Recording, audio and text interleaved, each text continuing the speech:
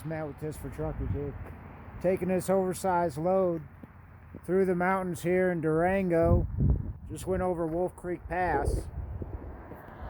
And just wanted to give you guys some tips on hauling oversized loads through the mountains.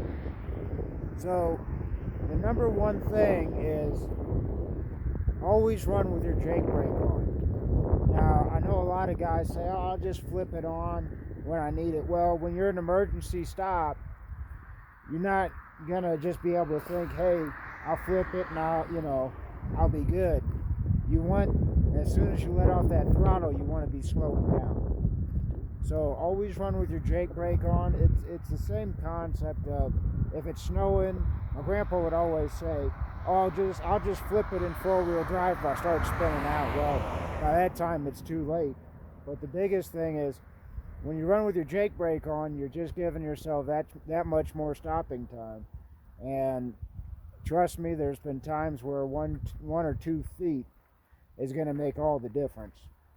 Another big thing is you definitely got to plan your route. And a secret that I have with this is, what I do is I'll verify my routing on the road atlas, and then I'll kind of sync it with my GPS. If my GPS doesn't like it, I always go with whatever the permits say. If it says, through trucks this way, and your permit says you got to go this, you got to adhere to whatever the permit says. Supersedes everything. Now, there was one time where it wanted me to go down a dirt road with 3-foot ruts in it, and that led, to a barn like that to nowhere. And so obviously there's exceptions, not every single time, but if you just got to follow the route, as long as you can go down that road and you don't see a low bridge down it. I've been there before too, but just understand, if this road says no 3 trucks, you'll be good to go down it as long as your permit says.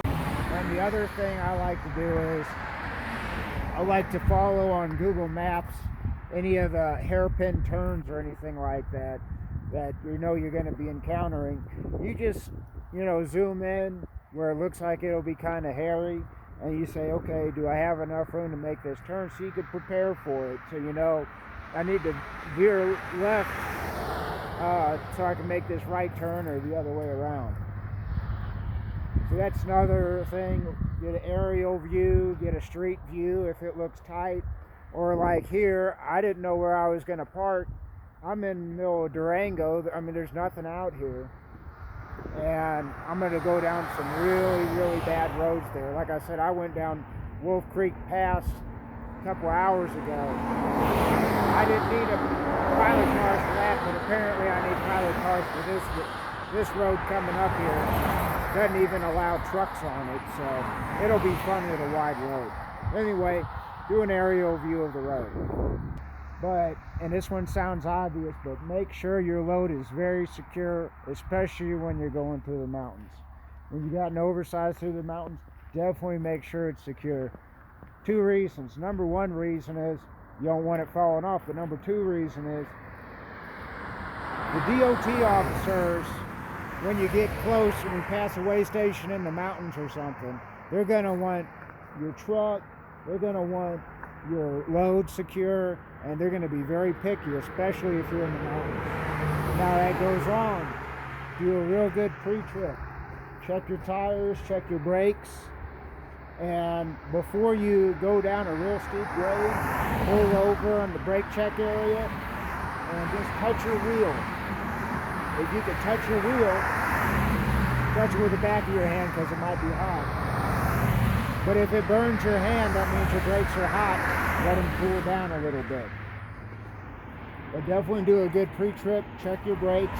Now, if you have disc brakes, you don't have to check the slack in them. There's no way to check the slack. But what you can do is you can get underneath there and check the amount of meat on the actual pads. And just get a good visual inspection of the rotors. Make sure there's no cracks. Now, speaking of that, before I left out of here, I actually had a brake chamber that the spring in it was completely collapsed and it was leaking. Now, you don't want a bad brake chamber when you're going down Wolf Creek Pass or through the mountains. So, you know, learn from learn from my experience. And you don't want a bad brake chamber. Any air leaks, check your tires, tire chains. If you're going in the wintertime, and that's a big thing. Here in Colorado, September through May, you need to have tire chains if you're going past Denver. And I would recommend, though, now, I'm not afraid to use tire chains, and I'll be the first one to say, definitely use tire chains if it's safer to do so.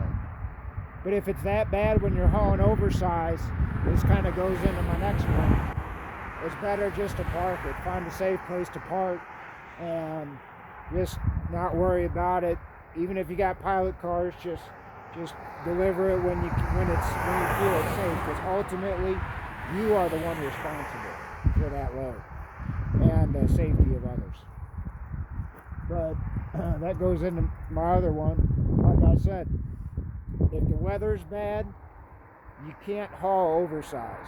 Now, there's no, if it's snowing, you can't haul it. Oh, if it's raining, you can't haul it. Now, fog for sure. You can't haul any oversize in any fog. But the rain and the snow and all that, it's going to be up to the officer's discretion. If you get in an accident and there's an inch of snow, guess what? They're going to say that you were driving in adverse conditions. So definitely check out that too. Check the weather and all that. And I think that's it for hauling oversize in the mountains. That's just a couple tips for you guys. Stay safe out there.